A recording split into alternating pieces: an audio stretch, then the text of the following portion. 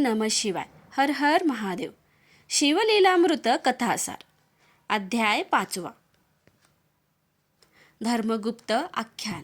श्री गणेशाय नमः. जो शिवाची भक्ती करतो त्याला सर्व सुखे प्राप्त होतात. प्रदोष व्रत केल्याने अकाली मृत्युगंडा तर येत नाही. प्रदोष व्रताचे महात्म्य खूप आहे. सत्यरथ राजाची कथा.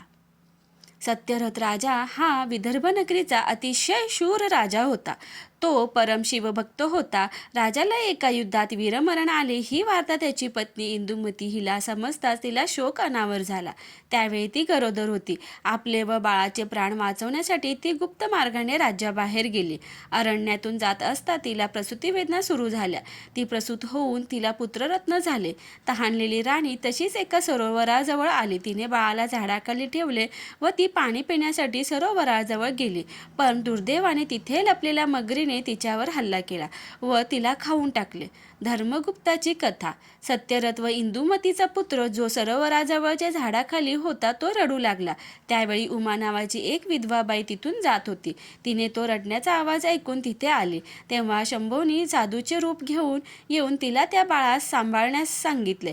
उमेचा स्वतःचा मुलगा सुचिव्रत व हे छोटे बाळ असे दोघांचे ती संगोपन करू लागली. तिने बाळाचे नाव धर्मगुप्त ठेवले. उमा मुलांना घेऊन एका नगरात गेली असता शांडिल्य ऋषींनी तिला धर्मगुप्ताची माहिती सांगितली. त्यांनी सांगितले सत्यरथ राजाने शिवप्रदोष व्रत अर्धवट टाकून उठल्यामुळे त्यावर हा प्रसंग आला, म्हणून शिवपूजा अर्धवट टाकू नये. उमेने आपल्या दोन्ही मुलांना शांडिल्यांच्या पायावर घातले. त्यांनी दोघांना अनुग्रहित करून ओम नमः शिवाय या मंत्राचा उपदेश करून प्रदोष व्रत विधी समजावून सांगून त्यांना त्यांचे महात्म्य सांगितले. सुचिव्रत व धर्मगुप्तने यथासांग प्रदोष व्रत केले. त्यांच्या प्रभावाने त्यांचे दारिद्र्य नाहीसे झाले. आता दोघांनी तारुण्यात प्रवेश केला होता. एक दिवस अरण्यातून हिंडताना त्यांना गंधर्व कन्या दिसल्या. धर्मगुप्ताला अंशुमती नावाची गंधर्व कन्या आवडली. ती कोद्रवी नावाच्या गंधर्व राजाची कन्या होती. तो तिच्यावर मोहित झाला.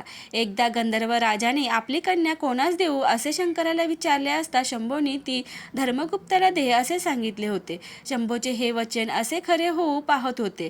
धर्मगुप्ताने सुचिव्रत द्वारे अंशुमतीला स्वतःची ओळख सांगून विवाह प्रस्ताव पाठवला. तिने तो स्वीकारून 3 दिवसानंतर त्याच वनात आपल्या पित्यासह येत असल्याचे सांगितले. गंधर्व राजाने अंशुमतीचा विवाह धर्मगुप्ताबरोबर करून दिला. पुढे धर्मगुप्ताने गंधर्व राजाच्या सहाय्याने आपले राज्य परत मिळवले. शिवप्रदोष व्रताने धर्मगुप्ताची सर्व पापे दूर होऊन तो राणीसह ऐश्वर्य भोगू लागला. सूत म्हणाले, हे धर्मगुप्ताचे आख्यान जो कोणी भक्तीने पठण व श्रवण करेल त्यांना सर्वत्र विजय मिळेल. प्रदोष महिमा अद्भुत आहे. जो कोणी विधीपूर्वक प्रदोष व्रत करेल त्यांना दुःख दारिद्र्य अपमृत्यूचे भय राहणार नाही.